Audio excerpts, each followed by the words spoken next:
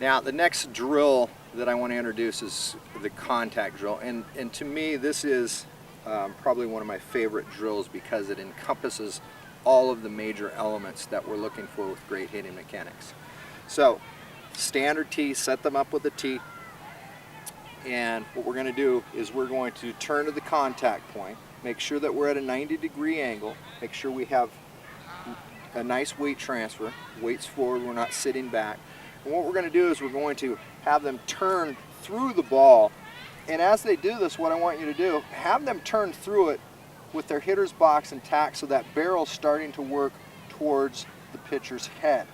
Notice my hitter's box stays intact through this right in here. This is what we want. We want them to stay intact. We don't want them throwing their hands. We don't want them releasing through the ball. We want them turning to the contact point. So as they go through this drill, they're going to simply load, stride, heel drop, and turn, and try to get as much energy through that ball as possible.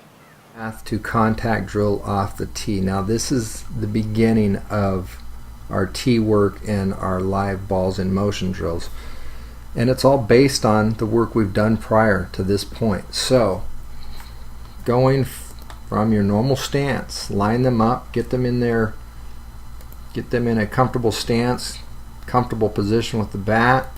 They're going to step, load, stride, heel drop, and they're going to turn to the contact point. Now, contact point, we want to make sure they're lined up at 90 degrees at contact. And as they do this drill, what they're looking to do is to turn through the ball and have them keep their hitter's box intact. Don't let them unwind their arms. Don't let their arms take off away from their body. This is really important that you isolate this movement because it's going to force them to turn through the ball. Players need to learn to turn and turn, continue to turn through the ball.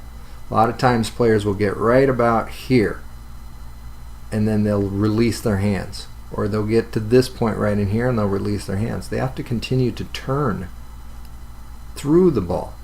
Once they get through the ball, that's going to set up the extension of the swing and the finish of the swing around this axis, and it's going to be nice and clean.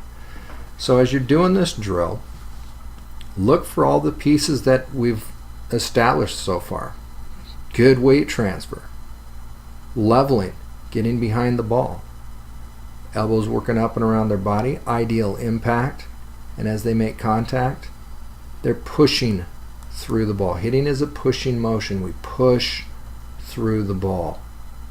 There's no wrist roll. Notice how clean the wrists are.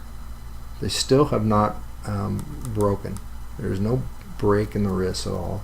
Turn to the contact, rotating off one axis point. Remember, we're swinging off one point, not two. The weight's clearly out of the back foot. Rotating around that front side axis, nice front side axis, and turn. You can see the flight of the ball. Now, I do this drill in open areas, big, huge open areas, and I want them to see the flight of the ball.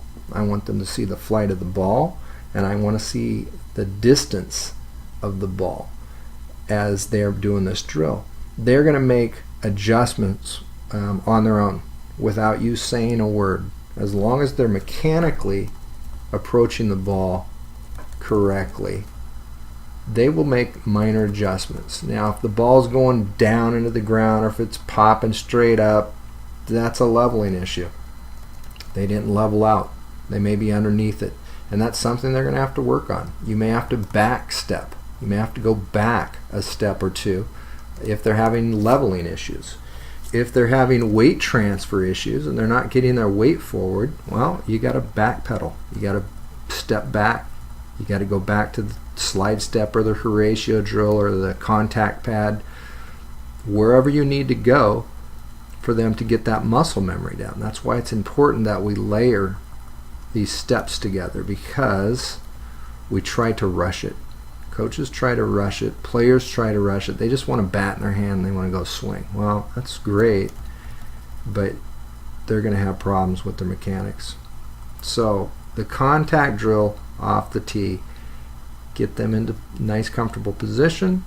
We step and we turn it. Heel drop, we launch our swing, and it rotates around that front side axis. Get behind the ball, turn through it. And again, what you're looking for here, make sure they don't break their box, keep their hitter's box, and have them turn through the ball. A lot of times I'll see players doing this drill and they'll try to stop right here. Well, that's not natural. You want to turn through as naturally as possible in a controlled drill situation. So step and turn, get behind the ball, and make sure that bat head's traveling up towards the pitcher's head.